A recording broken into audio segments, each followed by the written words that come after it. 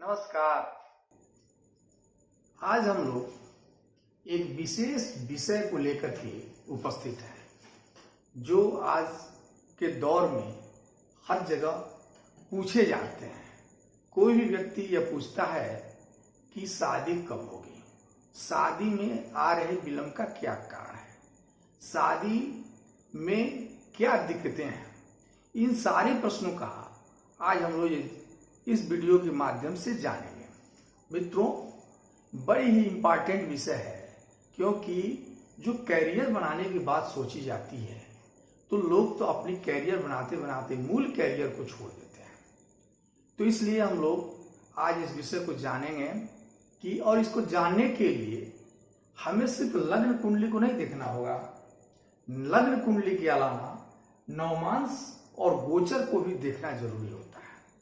Exact समय निकालने के लिए हमें नवमांश और गोचर को जाना ही होगा कि किसी अमुक व्यक्ति का शादी कब सुनिश्चित है, शादी में क्यों रुकावट आ रही है। अब हम लोग अपने विषय पर आगे बढ़ें, इसके पहले आप लोग से एक नम्र निवेदन है कि आप इसे छोड़कर बीच में मत जाएं, पूरी कुंडली को देखें ताकि आप अंत तक जानने का प्रयास करें कि हम कहना क्या चाहते हैं और आप उसको समझें। ठीक है। और अगर आप इस वीडियो को सब्सक्राइब नहीं किए हों कभी, मेरे चैनल को कि कुंडली क्या है, चैनल को आपने सब्सक्राइब नहीं किया है तो सब्सक्राइब ऑप्शन पे जाकर उसे क्लिक कर दें ताकि यह वीडियो सब्सक्राइब हो जाए और आपके पास नेक्स्ट मेरा जो कोई भी वीडियो हो वह अपलोड होते हुए आपके पास चली जाए। अब आते हैं हम लोग मूल विषय पर। हाँ, एक बात और, अगर आपको पसंद है तो आप मेरे वीडियो को लाइक जरूर करें, नहीं पसंद है तो क्यों नहीं है इसके लिए कमेंट जरूर करें। हम लोग मूल विषय पर आते हैं कि शादी कब होगी। अगर कोई प्रश्न करता है तो सबसे पहले हम लोग लग्न कुंडली को देखते हैं। हमने लग्न लिखा है इस पर। लग्न आप अभी सब आपको बहुत समझाने की जरूरत नहीं कि बहुत सारे वीडियो हमने बना चुका है और उन सारे वीडियो में मैं एक एक चीज बता चुका हूं कि कौन लग्न है, कौन कर्मेश है, कौन भाग्येश है, कौन क्या है। तो लग्न में कुंडली को सबसे पहले देखेंगे और लग्न कुंडली में सबसे पहले लग्न को देखते हैं। लग्न में जानिए, लग्न में अगर कोई शुभ ग्रह बैठा है तो वह शादी में शीघ्रता लाता है। जैसे लग्न में अगर बृहस्पति देव बैठ गए, लग्न में अगर बुध देव बैठ गए, लग्न में अगर शुक्र देव बैठ गए तो शादी में जो है शीघ्रता लाते हैं। लेकिन अगर लग्न में कोई पाप ग्रह बैठ गया, पाप ग्रह का मतलब समझते हैं ना, शनि, राहु, केतु, मंगल, तो लग्न में अगर पाप ग्रह बैठ गए तो जैसे अगर यहाँ शनि लग्न में बैठ गए तो शनि की दृष्टि जैसे सप्तम भाव पर पड़ेगी तो शादी में विलंब कराते हैं। राहु केतु भी बैठ गए तो शादी में विलंब कराते हैं। तो सबसे पहले लग्न को देखें, लग्न पर पड़ने वाले ग्रहों की दृष्टि को देखें। लग्न पर जो अगर ग्रह की दृष्टि पड़ती है तो पाप ग्रह की दृष्टि यदि ज्यादा है तो शादी में विलंब होता है। अब हम लोग आते हैं लग्न के बाद दूसरा जो हाउस होता है वो सप्तमेश होता है, जो शादी के हाउस कहा गया है। इस घर को हम लोग देखेंगे लग्न सप्तम भाव में, सातवें भाव में, जैसे 1 2 3 4 5 6 7, सातवें घर को देखते हैं। सातवें घर में कौन से ग्रह बैठा है। अगर सातवें घर में शुभ ग्रह बैठे हैं तो समझिए शादी में शीघ्रता आती है। जैसे लग्न में है वैसी स्थिति यहाँ भी थोड़ी सी डिफरेंसेस थोड़ा ये है कि यहाँ पाप ग्रह अगर बैठे हैं तो शादी में विलंब कराते हैं। पाप ग्रह की दृष्टि आ जाए तो शादी में विलंब होते हैं। सब इसके बाद सातवें घर में कोई अगर शत्रु घर बैठा है तब भी विलंब होती है। तो इसको देखेंगे। अब एक बात और देखेंगे कि यह सप्तम घर में, सप्तमेश जिसको कहा जाता है, यह कहां बैठा है। सप्तम भाव मतलब सप्तम भाव में जो महाराशि होती है उसका स्वामी को सप्तमेश कहा जाता है। तो ये कहां बैठे हैं, वहां उनकी ऊपर किन किन ग्रह की दृष्टि पड़ती है, वो कमजोर है कि मजबूत है, ये देखना होगा कि अगर वह मजबूत है। मजबूती कैसे मतलब, मजबूत मतलब कि वो अस्त तो नहीं है, वो उनकी डिग्री 0 तो नहीं है, उन पर कोई पाप ग्रह की दृष्टियां तो नहीं पड़ रही हैं, या वो किसी मतलब स्वराशि न होकर के किसी विरोधी ग्रहों के द्वारा के घर में तो बैठे तो नहीं है। तो ऐसी स्थिति में को देखना जरूरी होगा। दोनों चीज को देखने के बाद आपको अब देखना है, तीसरा हाउस होता है वो इच्छा शक्ति का हाउस होता है। इच्छा शक्ति, बिना इच्छा शक्ति का कुछ होता भी नहीं है, इसलिए इच्छा शक्ति को यानी ये 11वें हाउस को देखना जरूरी होगा। 11वें हाउस में कौन से ग्रह बैठे हुए हैं, कौन सी राशियां हैं, और क्या ये सप्तमेश का मित्र है या शत्रु है, उस पर कौन सी ग्रहों की दृष्टि पड़ रही है, क्या इच्छा शक्ति उसकी प्रबल है कि नहीं है, ये आपको 11वें हाउस को भी देखना जरूरी होता है। इसके बाद आप लग्न को देख लें, सप्तमेश को देखें, फिर इच्छा शक्ति को देखने के बाद से जो है ये जो 5वें पंचम भाव है, जिसको हमने बहुत पहले भी बताया था कि ये जो बुद्धि का भी कारक है, इस घर को भी देखना है। इस घर से भी भी देखना है कि यहाँ कौन सी राशि बैठी है, शुभ ग्रह बैठे हैं कि शुभ ग्रह बैठे हैं कि पाप ग्रह बैठे हैं, इसको भी देखना जरूरी है। इन सारी परिस्थितियों को देखने के बाद अब हमको क्या देखना है कि कोई प्रश्न करता है कि शादी कब होगी, तो वो क्या लड़के के लिए पूछता है कि लड़की के लिए पूछता है। अगर लड़के के लिए पूछता है तो शुक्र की स्थिति को देखना जरूरी होगा।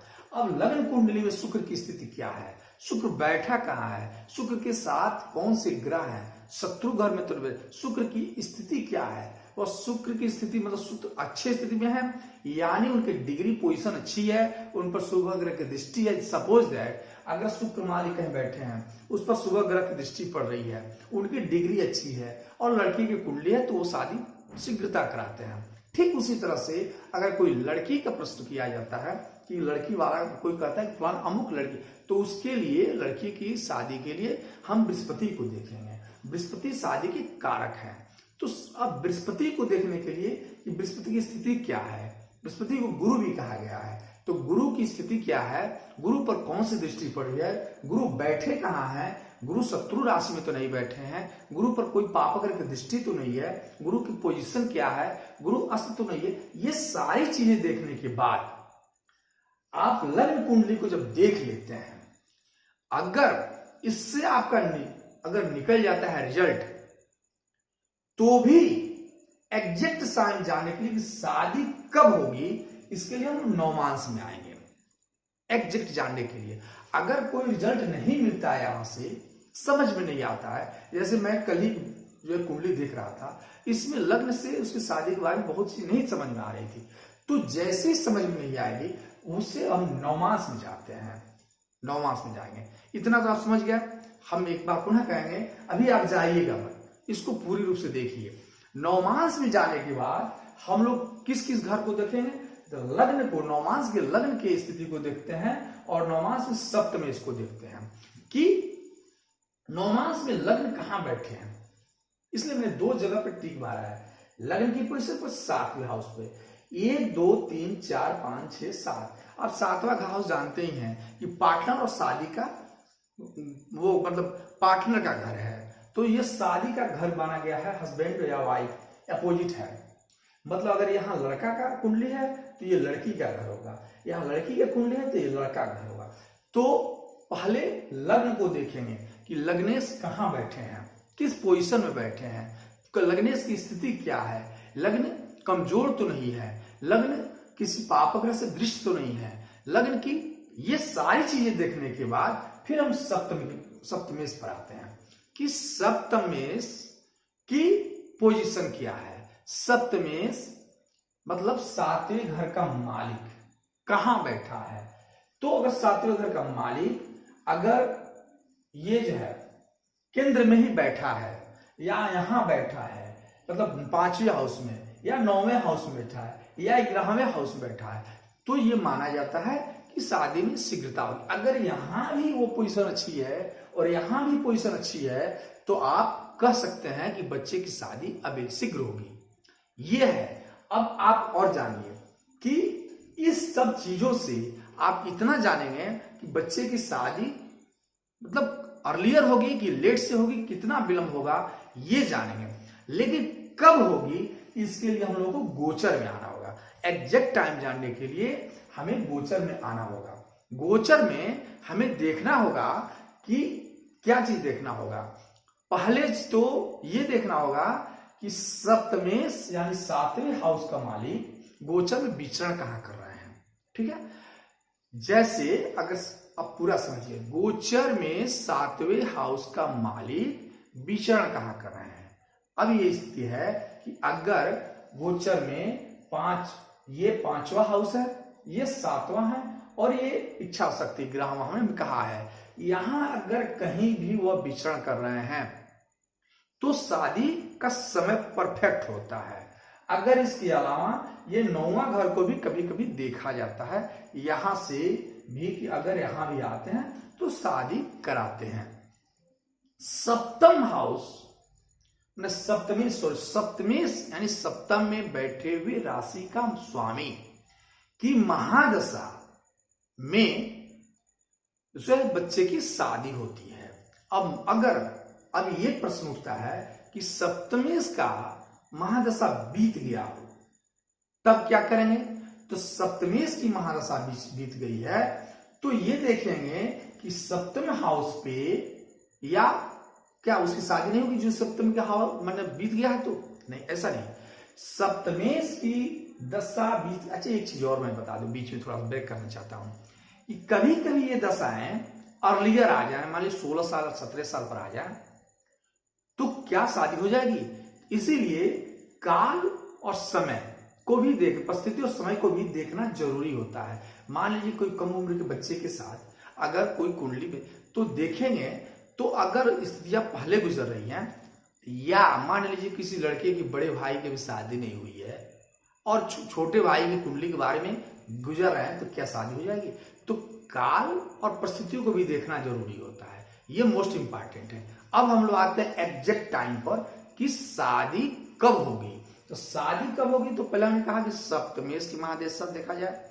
सप्तमेश अगर की दशा बीत गई है तो देखेंगे सप्तमेश पे किस ग्रह की दृष्टि पड़ रही है। अगर वो शुभ ग्रह हैं तो उनके दशा महादशा अंतरदशा प्रत्यंतर दशा में शादियां होती हैं। अब देखते हैं हम लोग जैसे अब क्या करें, जैसे सप्तमेश की महादशा में शुभ ग्रह जो बृहस्पति की अंतरदशा आ जाए या किसी शुभ ग्रह की अंतरदशा आ जाए या इन पर पड़ने वाली दृष्टियों की अंतरदशा आ जाए, प्रत्यंतर दशा भी किसी की आ जाए, सूक्ष्म दशा को भी देखना है तो एग्जैक्ट टाइम निकल जाए। यानी आप कुंडली की महादशा में जाएं और ये देखें कि गोचर में किसकी महादशा चल रही है। क्या वो सप्तमेश की महादशा चल रही है, क्या वो लग्नेश की महादशा चल रही है, क्या वो एकादश की महादशा चल रही है, क्या वो पंचमेश की महादशा चल रही है, क्या वो नौमेश की महादशा। इन सारी के स्थिति में शादियां होती हैं। ठीक है, जैसे मैंने कहा कि अगर बहुत सारे लोग कह देते कि सप्तमेश की महादशा चली गई तो क्या होगा, शादी में विलंब हो जाएगी। ऐसी बात नहीं है। बहुत सारे लोग ये कह देते कि राहु की महादशा में शादी नहीं होती है। ऐसी बात नहीं है। राहु और केतु परिवर्तन ग्रह है, इनके समय में भी अच्छी शादियां होती है, हम लोग देखें और होता भी है। इसलिए ये महादशा बहुत फैक्टर नहीं है। महादशा के अंतर्गत जो अंतरदशा आता है उसको देखना होगा कि क्या अंतरदशा कलांतर वो प्रत्यंतर दशा सूक्ष्म दशा में ये जो राशियां हैं वो कहां विचरण कर रही हैं। गोचर में वो राशि सप्तम में बैठने वाली ग्रह, सप्तम पर पड़ने वाली दृष्टि, ग्रहों की दृष्टि, शुभ ग्रहों की दृष्टि, सप्तमेश किसी जिस राशि, जैसे सप्तम ने किसी राशि के साथ क्या किया, युक्ति कर लिया, तो सप्तमेश की महादशा में उस ग्रह की जो युति किया है उसकी जो अंतरदशा है उसमें शादी सुनिश्चित है होता है उस समय टाइम पर, वो टाइम आप निकाल सकते हैं। तो कहने का मतलब कि आप कुंडली में एग्जैक्ट टाइम देखने के लिए गोचर में सप्तमेश की महादशा अंतरदशा प्रत्यंतर दशा के अलावा सप्तमेश पर पड़ने वाले शुभ ग्रहों की दृष्टियों को देखना भी जरूरी है। साथ साथ ये भी देखना जरूरी है कि गोचर में अगर मतलब इससे रिजल्ट आता है तो अन्यथा ये भी देखना जरूरी है कि सप्तमेश किस ग्रह के साथ अपनी युति कर रहे हैं, तो उस समय भी शादियां होती हैं। लेकिन मुख्यतः गोचर में जब सप्तमेश पंचम भाव, सप्तम भाव, 11वें भाव, अष्टम भाव, 9वें भाव में गुजरते हैं तो शादियां निश्चित होती हैं। अब इसके अलावा हमें 3 ग्रहों की, जैसे शादी कराने के 3 ग्रह मुख्य माने गए हैं। कौन कौन? पहले मैं बताया था, बृहस्पति, शुक्रदेव और मंगल देव भी थोड़ा थोड़ा शादी कराने के कारक माने जाते हैं। तो बृहस्पति देव की पोजीशन क्या है, बृहस्पति देव गुजर कहाँ रहे हैं, तो ये देखना है कि सप्तम में बृहस्पति देव सप्तमेश की जो महादशा चल रही है, या सुबह ग्रह की जो महादशा चल रही है, या बृहस्पति देव की महादशा चल रही है, या बृहस्पति देव का अंतरदशा आता है, या शुक्र देव की अंतरदशा आता है, अंतरदशा प्रत्यंतर दशा में, यानी सप्तम भाव की महादशा या सप्तम भाव की प्रत्यंतर दशा या अंतरदशा में बृहस्पति देव का प्रवेश करना जो समय आता है वो शादी का एग्जैक्ट समय होता है।